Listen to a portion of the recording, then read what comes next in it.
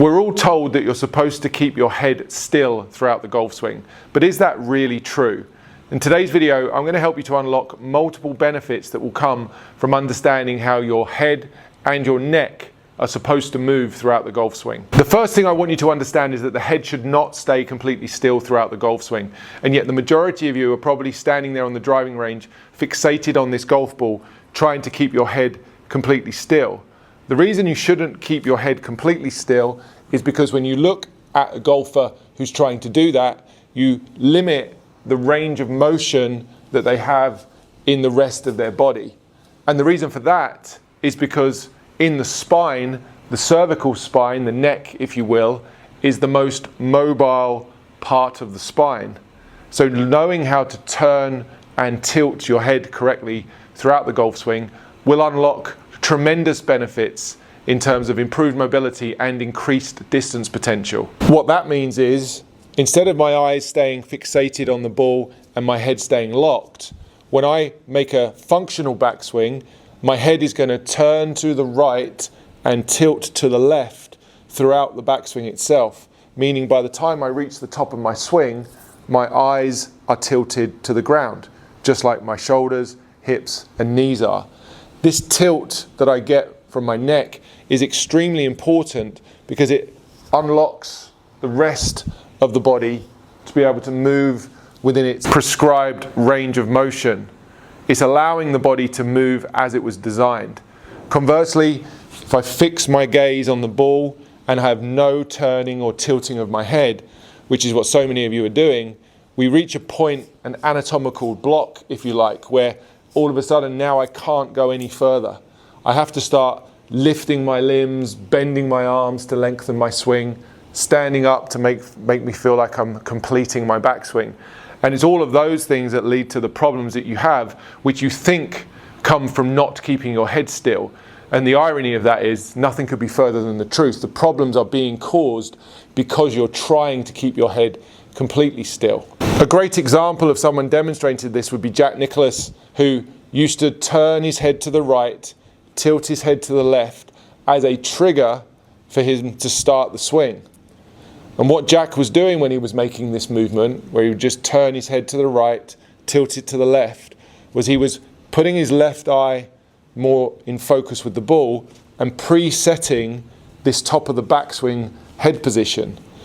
So by the time he turned his head to the right and tilted it to the left, all he needed to do now was move this left shoulder down towards the ball, and he's hit this perfect backswing where he's tilted to the ground perfectly and he's turned fully, now loaded up and ready to go. Jack was one of the longest hitters of his time, and he was able to make such a big, complete turn because he fully utilized his body in the way that it was designed by letting his neck turn and tilt. So he was giving the rest of his body all of that range of motion to move into. You'll find that if you try this, and I'd encourage you to do this right now, stand up, get into your golf posture, look down at an imaginary ball if you're not at a driving range right now, and just turn your head to the right, tilt your neck to the left so that your left eye is closer to the ground or closer to the ball than your right eye.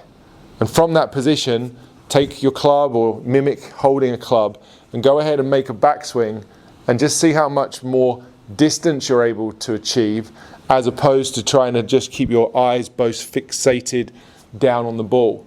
Now try to move from that position and see how much less distance or range of motion you have. This should open your eyes to the benefits of learning about the neck tilts. They're very valid, they're very evident in very good players if you know where to look, and they should help you immediately. This requires very little practice on your part to get better at. One other very important point to note here is how the head should be positioned at setup. I like the head to be turned down with the chin tucked in somewhat so that you're looking at the ball directly from your central or foveal vision. The center of your eyes is looking down at the ball. And the reason that helps is because it encourages the tilting to take place on the correct angle. Oftentimes I'll hear golfers say to me, I should be raising my chin and keeping my chin up off of my chest. That requires you to look at the ball more from the bottom of your eye socket, from your peripheral vision. And it also encourages, because your head's more up, it encourages the shoulders to turn on a much more level angle. That's not what we want. Be prepared to get told by many coaches that you're supposed to have this space under your chin to turn into. That's not correct. Tuck your chin in. That will help you to move your shoulder down more easily and create the necessary tilt that we need in the swing to conform to the swing geometry and control the low point. Here's a really interesting look at the evolution of Adam Scott's setup, and specifically his neck tilt at setup. He's gone from having his chin very high and off his chest in his early days, back in the early 2000s when he first came on tour, moving to something that looks, I think you'll agree, much more standard in terms of the chin being more down and him looking at the ball more from his central or foveal vision. So 2 key takeaways from this video. Number 1, tuck your chin down so that you're looking at the ball out of your central vision. Number 2, turn your head to the right and tilt it to the left. Point your left eye more at the ball to be able to increase the range of motion in your backswing, complete a full turn effectively, while still being able to maintain your tilted angle to the ground, keeping your head on the wall, not raising up or dipping down. Turn to the right, tilt to the left. A nice way to remember that is that we tilt in the opposite direction of the turn. So whenever we're turning to the right, moving this way in the backswing, we're tilting to the left.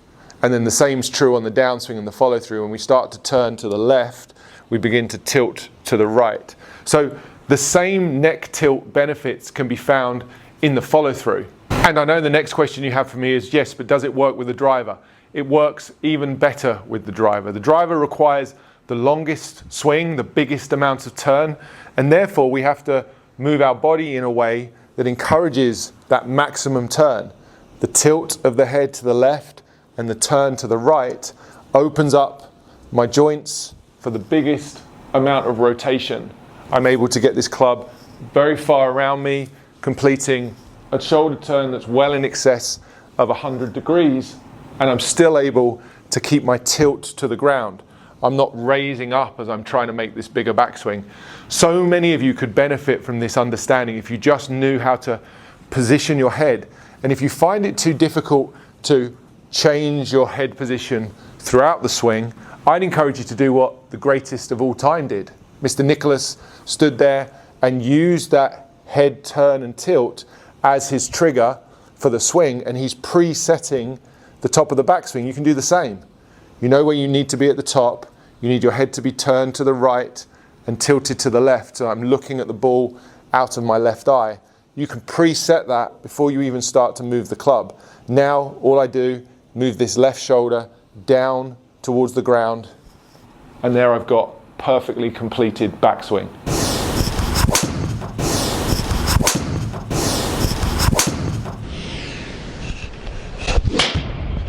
So some important information there about understanding how the neck moves throughout the golf swing, and the paradox of how to keep your head still by understanding how it moves. If you enjoyed the video today and found it useful, please do consider hitting that like button. It makes a huge difference to the visibility of this video. YouTube sees people enjoying this content and recommends it to more people. So if you liked the video today, please do smash that like button. In the video today, I mentioned the importance of incorporating the neck turn and tilt into your pivot to make a perfect backswing.